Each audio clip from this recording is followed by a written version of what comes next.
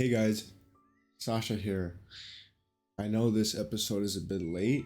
It's about 6:25 EST, which is around 11:35 Greenwich time. But we have to get the video out. I can't leave my fan base high and dry. To address one thing before we actually get into the video, I am still a bit sick. I hope it doesn't affect too much of the video quality or how I talk, but my nose is a bit stuffy, so I might sound a bit different. That's pretty much it. Now, aside from that, today's topic will be overcomplicating and overthinking. Now, I feel like that is a pretty broad spectrum to look into, overcomplicating, overthinking. So I think it's best if we break the two apart into two sort of separate sections, then connect them together. And we'll start off with overcomplicating things.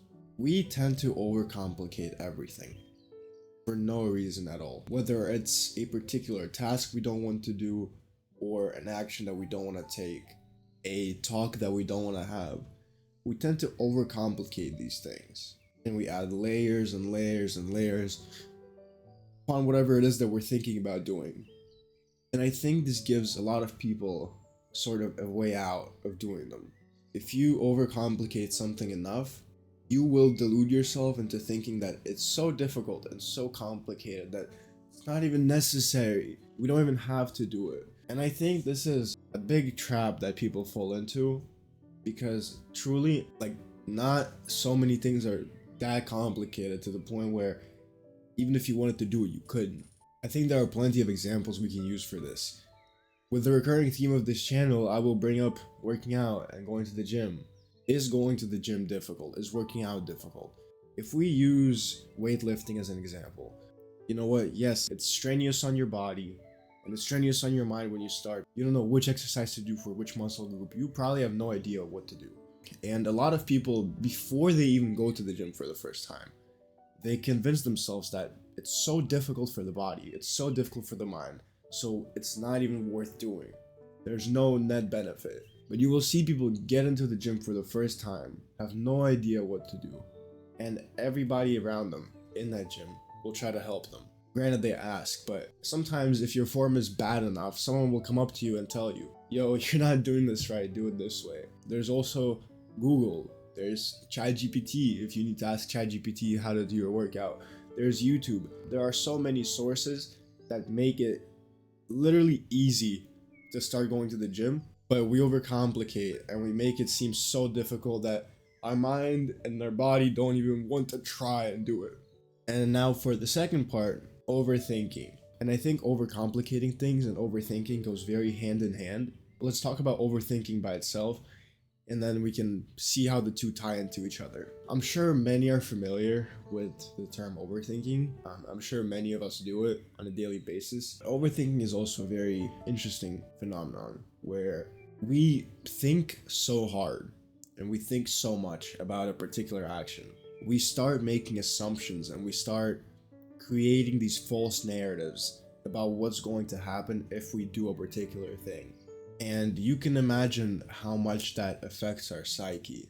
We as humans strive on action, right? I mean, if you want to improve in a particular aspect of life, or if you want to get something that you don't already have, you will have to step out of your comfort zone. Very rarely there's something that's attainable that is just hanging out in front of you and all you gotta do is reach out and grab it. Oftentimes you do have to make quite the trip to get it. I think in that trip is where most of the overthinking happens, or even before it, throughout the period, we could say. A lot of people overthink so much that they never end up leaving their comfort zone. And that is very dangerous. Your mind starts deluding itself into thinking that whatever you want to do is not possible because of X, X, X, X. And you keep giving yourself excuses and you keep giving yourself reasons not to do a particular thing. Whereas if you just did it, if you shut your brain off and just did something, it would probably benefit you. I think the funniest example you could do for this is bungee jumping or skydiving. When you're on that plane, when you're standing on the bridge and you're about to fall off the bridge, right? The last thing you're thinking about is, wow, I'm about to experience such a crazy thrill. Most people start giving themselves reasons not to do it. What if the bungee cord breaks? What if my parachute doesn't work? Maybe I should just stay on the plane. Maybe I should just stay on the bridge. I should go back.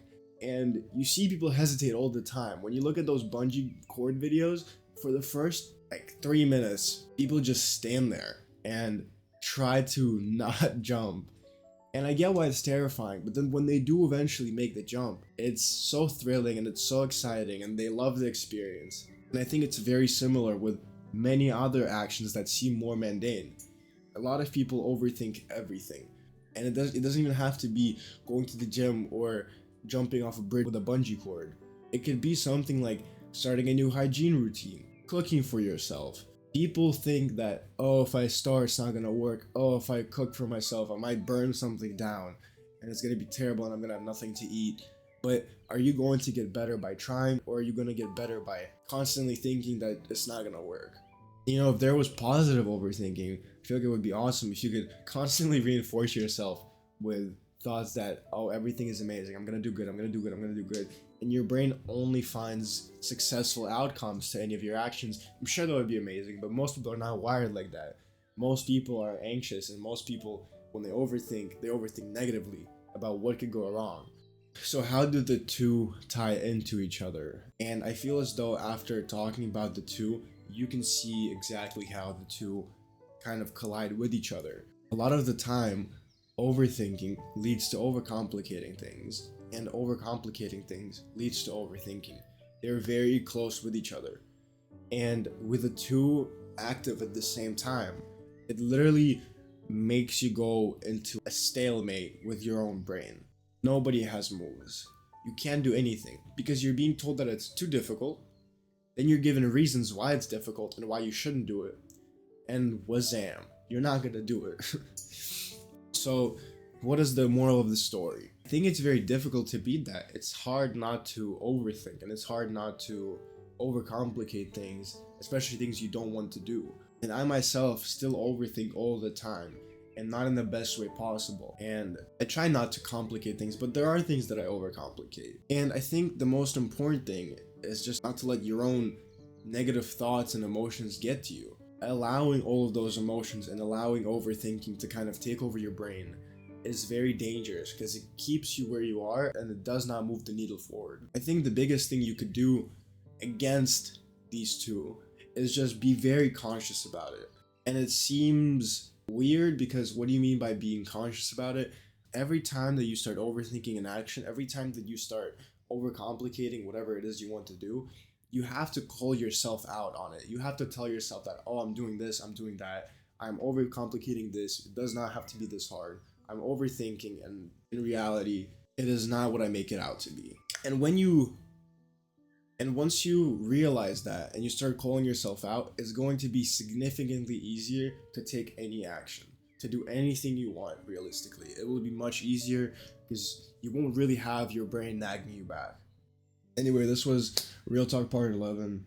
I don't know what's going on with me. I'm kind of breaking out in a bunch of places. I don't really like it, but we'll get it fixed. My hair is finally growing back, so it's growing out a little bit. I'm thinking I'm gonna grow it out again. Maybe not long, because I don't mess with long hair anymore. But we'll keep it shorter, on a shorter end. And yeah, thank you guys for watching. Goodbye.